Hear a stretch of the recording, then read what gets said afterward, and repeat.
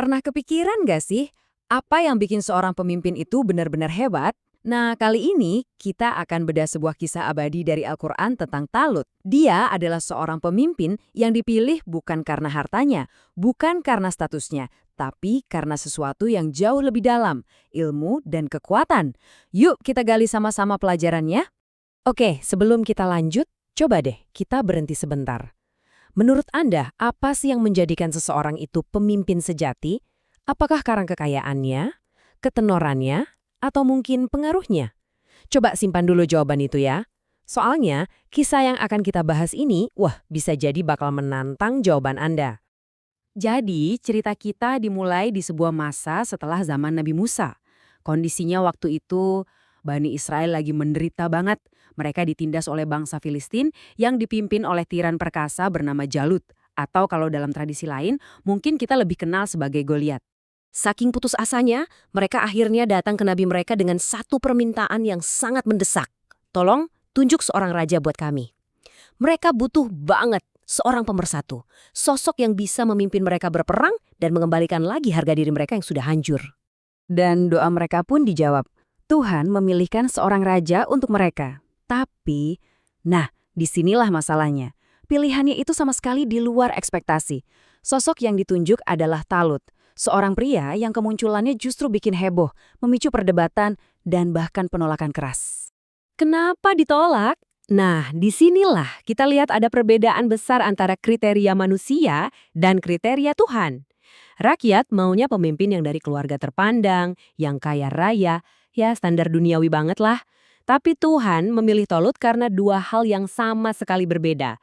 Pengetahuannya yang luas dan fisiknya yang perkasa. Dan ini ditegaskan langsung dalam Al-Quran. Ayat ini seolah-olah bilang, hei, kepemimpinan itu bukan soal status atau harta loh. Di mata Tuhan, yang terpenting itu adalah kapasitas otak dan kekuatan fisik serta karakter. Pelajaran yang dalam banget ya. Oke, karena mereka masih ragu, Tuhan pun mengirimkan sebuah bukti yang gak main-main. Tabut perjanjian, sebuah peti suci peninggalan Nabi Musa dan Harun yang udah lama hilang, tiba-tiba kembali secara ajaib, dibawa oleh para malaikat. Ini udah kayak stempel pengesahan langsung dari langit. Talut adalah pemimpin yang sah. Nah, setelah kepemimpinannya diterima, Talut gak buang-buang waktu. Tapi sebelum maju perang, dia harus tahu dulu siapa sih yang beneran bisa diandalkan. Jadi dia merancang sebuah ujian. Ini bukan tes kekuatan loh ya, ini tes yang jauh lebih penting. Tes ketaatan dan disiplin. Perintahnya kelihatannya simpel, tapi berat banget buat pasukan yang lagi kelelahan dan kehausan. Pas mereka sampai di sungai, Talut bilang, jangan minum sepuasnya. Aturannya cuma satu. Kalian hanya boleh minum sebanyak 1 cidukan tangan. Nah, ujian ini tujuannya buat menyaring siapa yang benar-benar patuh. Dan hasilnya, wow, coba lihat. Sebagian besar pasukannya gagal total. Mereka nggak bisa menahan diri, langsung minum sepuasnya. Ini menunjukkan betapa kurangnya disiplin mereka. Pada akhirnya, yang tersisa bersama Talut cuma segelintir orang. Tapi mereka inilah yang paling setia dan taat. Nah, sekarang kita sampai di puncaknya. Pasukan super mininya Talut ini yang isinya cuma orang-orang terpilih harus berhadapan langsung dengan tentara raksasa Jalut. Kalau dilihat di atas kertas ya, peluang mereka itu 0 besar. Ini sih kelihatan seperti misi bunuh diri. Coba kita bayangkan medan perangnya. Di satu sisi ada pasukan Jalut, pasukan raksasa yang jumlahnya masif, kuat-kuat, dan dipimpin langsung oleh seorang raksasa yang namanya aja udah bikin gemetar. Dari segi jumlah dan ukuran, mereka unggul telak. Terus, di seberangnya, cuma segelintir orang. Pasukan Talut. Mereka kalah jumlah, kalah ukuran. Tapi, mereka punya senjata rahasia yang nggak dimiliki musuh. Keyakinan dan ketaatan yang sudah teruji di tepi sungai tadi. Di tengah situasi yang super genting itu, muncullah seorang pahlawan yang nggak disangka-sangka. Dia maju dari barisan Talut. Dia bukan jenderal, bukan juga prajurit veteran. Dia hanya seorang pemuda biasa bernama Daud. Dengan iman yang kokoh, Daud menantang Jalut.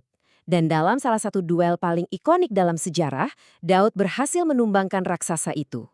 Kemenangan ini bukan sekedar kebetulan, ini adalah buah dari keyakinan, keberanian, dan tentu saja kepemimpinan sejati dari Talut. Lantas, apa nih pelajaran utama yang bisa kita bawa pulang dari kisah Talut yang luar biasa ini? Cerita ini benar-benar ngasih kita pandangan yang mendalam banget soal apa itu arti kepemimpinan yang sesungguhnya. Intinya tuh begini, pemimpin sejati itu nggak diukur dari hal-hal yang kelihatan di luar. Kayak harta atau jabatannya, bukan. Kepemimpinan yang sejati itu akarnya ada di dalam diri. Kapasitas intelektual alias ilmu, integritas dan karakter yang kuat, serta kekuatan moral untuk memimpin dengan benar, bahkan saat situasinya mustahil sekalipun.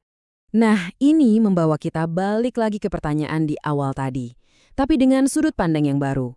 Setelah mendengar kisah Talut, coba deh kita tanya ke diri kita sendiri, pemimpin seperti apa sih yang sebenarnya kita hargai zaman sekarang? Apakah kita masih silau dengan penampilan luar?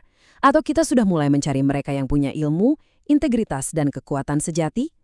Ini pertanyaan penting untuk kita renungkan bersama.